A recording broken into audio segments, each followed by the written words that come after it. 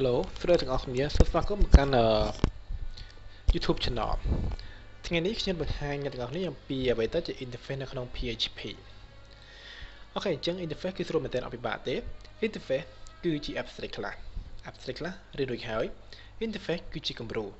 ដែលឡែកនៅក្នុង abstract class គឺមាន function ចំនួន2 function ទី1ជា complete function function ទី2ជា incomplete function នៅក្នុង interface គឺមានតែ function មួយគត់គឺជា incomplete function បានតែមិនប៉ុន្តែថាយើងបង្កើត interface ដើម្បីធ្វើជាគំរូឬក៏បង្កើតជា function ប៉ុណ្ណោះហើយយើងអនុវត្តអាណាគឺយើងអនុវត្តនៅក្នុង class ដែលធ្វើការ implement ទៅកាន់ interface ហ្នឹងអូខេយើងបង្កើត interface មួយខ្ញុំបន្ត person មាន2 method ខ្ញុំបង្កើត function 2ទី1ថា speak ទី2ខ្ញុំបង្កើត function មួយទៀតដាក់ថាfor បានខ្ញុំបង្កើត interface ហើយនេះជារូបរាង interface ហើយនៅក្នុង interface គឺមាន function ចំនួន2ចេះ function នេះជា function អ្វីវាគឺជា function គំរូឬក៏ជា incomplete function ជាអនុវត្តវានៅពេលដែលយើងបង្កើត class មួយទៀតអូខេអញ្ចឹងនៅពេលខ្ញុំបង្កើតវាហើយខ្ញុំទៅ web page អូខេមាន array បន្តមកទៀតខ្ញុំបង្កើត class មួយទៀតខ្ញុំដាក់ថា class ដើម្បីធ្វើការអនុវត្តទៅកាន់ interface ដែលខ្ញុំបង្កើតហើយខ្ញុំដាក់ថា a អញ្ចឹងខ្ញុំចង់អនុវត្តទៅកាន់ interface person ធ្វើមកទៅគឺយើងប្រើ keyword គេថា implement ទៅកាន់ interface person អូខេឥឡូវខ្ញុំបានបង្កើត interface ហើយខ្ញុំបានបង្កើត class ហើយដើម្បីធ្វើការអនុវត្តទៅកាន់ person ហ្នឹងបាទខ្ញុំបានវត្តមិនទៅអូខេគឺមានន័យថាគឺយើងនៅពេលដែលយើងដាក់ថាបង្កើត class A implement ទៅកាន់ person មានន័យថាយើងចង់យក function នៅក្នុង interface មកប្រើអូខេដល់ឡែកនៅពេលដែលយើងធ្វើការហៅ function របស់ interface មកប្រើដូចជា abstract ខ្លាំងអញ្ចឹងគឺយើងដាច់ខាតគឺត្រូវ declare ឬក៏បង្កើត body ទៅឲ្យ role function ទាំងអស់នៅក្នុង interface ហ្នឹងអូខេឥឡូវចាប់តាមជាមួយនឹងការ speak function speak របស់ interface បង្កើត body វាខ្ញុំដាក់ថា echo I am speaking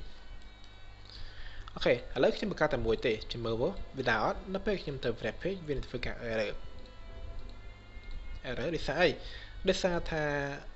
នៅសល់នៅក្នុង abstract method មួយទៀតឬក៏ interface method មួយទៀតអូខេអញ្ចឹងបើខ្ញុំចង់ឲ្យដំណើរការទាំងអស់បានល្អគឺយើងទៅប្រើមួយទៀតគេហៅថាបង្កើត function ឬក៏បង្កើត body ទៅឲ្យ function ដែលយើងបន្តយកប្រើយើងបានប្រើហើយគឺ speak ប៉ុន្តែនៅក្នុង function នោះទៀតគឺ walk អត់មានទេអញ្ចឹងយើង declare វាមកឲ្យវាអស់ចិត្តកុំឲ្យ error walk អញ្ចឹងនៅពេលខ្ញុំទៅ web page ធម្មតាអូខេ walk អូខេយើងคลิกដាក់ body វាអូខេគឺ braces web page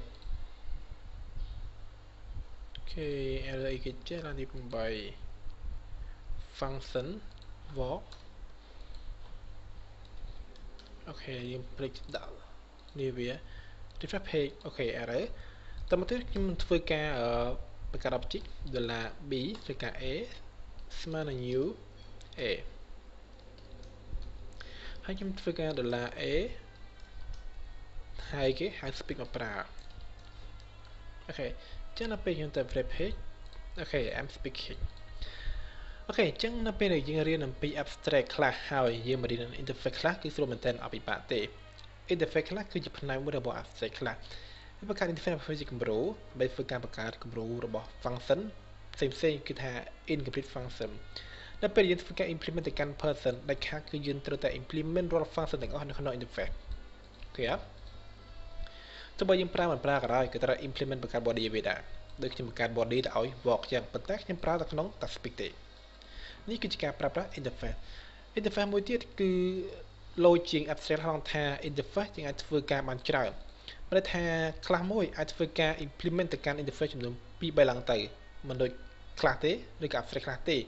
បើ class និង abstract class អាច inherit បានតែមួយទេប៉ុន្តែ interface អាចធ្វើការ implement ទៅកាន់ interface ចាប់ពី1 2ឡើងទៅអូខេឥឡូវយើងបង្កើត interface មួយទៀត interface color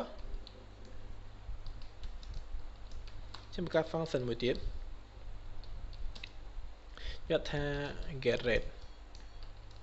ខេប្រកែកធ្វើមួយទៀតឥឡូវខ្ញុំនឹងធ្វើការ implement ទៅកាន់ color មួយទៀតអញ្ចឹងក្បៀស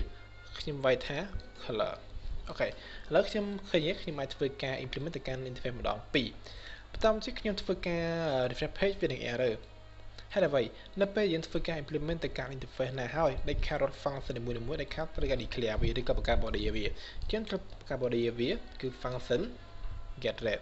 ឃើញ get red អូខេអញ្ចឹងនៅពេលខ្ញុំទៅ refresh page ណាកាធម្មតា I'm speaking អូខេអញ្ចឹងនៅក្នុងមេរៀននេះគឺមានតែប៉ុណ្្នឹងទេនិយាយអំពីការប្រើប្រាស់ interface បើគិតថាវីដេអូមានប្រយោជន៍សូមមេត្តាជួយ like និង subscribe ផងសូមអរគុណបាយបាយ Hello ស្រីទាំងអស់គ្នាសូមស្វាគមន៍មកកាន់ YouTube អូខេឥឡូវនេះខ្ញុំយកទៅចំណុចមួយទៀតទាក់ទងជាមួយនឹងការប្រើប្រាស់ static member ហើយនិង final keyword អ្វីជា static member អ្វីជា final keyword អញ្ចឹងខ្ញុំចាប់ដាក់បង្កើត class មួយសិន class A ខ្ញុំបង្កើត member មួយក៏ variable member ដាក់ថា $name ស្មើនឹង vanara អូខេឥឡូវខ្ញុំដាក់នេះជា public ហើយខ្ញុំធ្វើការ access ទៅកាន់ public ហ្នឹង echo វាខ្ញុំ extension ខ្លះខ្ញុំដាក់ $a ស្មើនឹង new a តើមកខ្ញុំធ្វើការ $a បង្ហាញជាមួយនេះគេ $name អូខេខ្ញុំ echo វាជា variable បាទនេះគឺជា simple ឬក៏ public member ឬក៏ simple member អញ្ចឹងដល់ពេលខ្ញុំទៅ refresh page វាបង្ហាញថា vanara អូខេបន្តមកទៀតខ្ញុំចាប់ដើមធ្វើការជាមួយ static ខ្ញុំបំលែងពី simple member ទៅជា static បានអត់បានអញ្ចឹងប្រើពាក្យថា keyword static អូខេ keyword static public static name អូខេអញ្ចឹងនៅពេលខ្ញុំធ្វើការ extension ហើយខ្ញុំធ្វើការ echo វាទៅដល់ទៀតអត់ពីព្រោះថាខ្ញុំមកបំលែងវាទៅជា static ហើយអញ្ចឹងដើម្បីចង់ដឹងថា static មានទូទីដំណេចខ្ញុំដាក់ refresh page error យ៉ាងម៉េចដល់ម៉េច strict standard access static property a name គឺយើងប្រើវិធីនេះហើយបើមិនមែន static យើងប្រើជាវិញជា extend អូខេតើ define property a double colon ហើយ $name អូខេអញ្ចឹងមកន័យថាម៉េចគឺមកន័យថាយើងដើម្បីធ្វើការ access ទៅកាន់ static member នេះជា static member ពីព្រោះថាមាន keyword ថា static ពីមុខបើវាជា static member អញ្ចឹងយើងមិនអាច extension វាដើម្បី access បានទេអញ្ចឹងធ្វើយ៉ាងម៉េចអញ្ចឹងយើងត្រូវតែធ្វើការឃើញចំបិទគ្មានវាចោលខ្ញុំទៅ echo យ៉ាងម៉េចយើងយកឈ្មោះ a class ម្ដងគឺ class A double colon ហើយដាក់ថា $name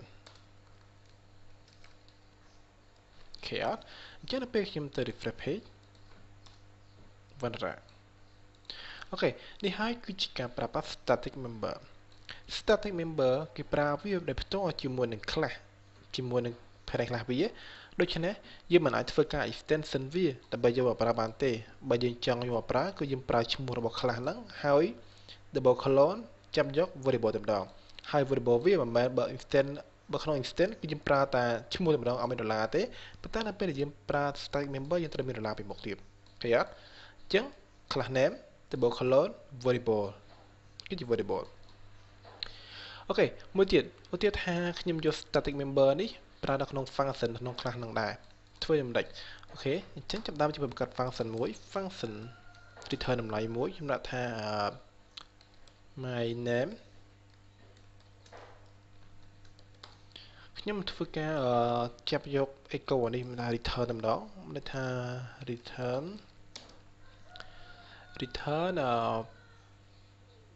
យើងដាក់ថាការយើងប្រើ extension គឺយើងប្រើ object ដើម្បី extend វាឥឡូវខ្ញុំបញ្ចុះសិន object ដើម្បី extend វានេះគឺយើងប្រើនេះអញ្ចឹងខ្ញុំនឹងប្រើវាម្ដងទៀតហើយដាក់ថា $this name អូខេអញ្ចឹងខ្ញុំនឹងហៅវា $a my name ចាំមើល error អត់ដល់ពេលខ្ញុំទៅ refresh page វានឹង error អូខេដូចមិនអញ្ចឹងបន្តមកទៀតខ្ញុំចាប់ដើមធ្វើការកែពីព្រោះថាយើងមិនអាចប្រើ extension បានទេ extend ខ្លះជា object បានទេអញ្ចឹងខ្ញុំប្រើនេះវិញអញ្ចឹងខ្ញុំ copy យក path មើលដាក់អត់ខ្ញុំ copy វាខ្ញុំយក path ឡើងនេះអូខេអញ្ចឹងនៅពេលខ្ញុំទៅ refresh page អត់ដែរហេតុអី return a ខ្ញុំធ្វើការ echo វាព្រោះវាជា return function ទៅ refresh page អូខេធម្មតា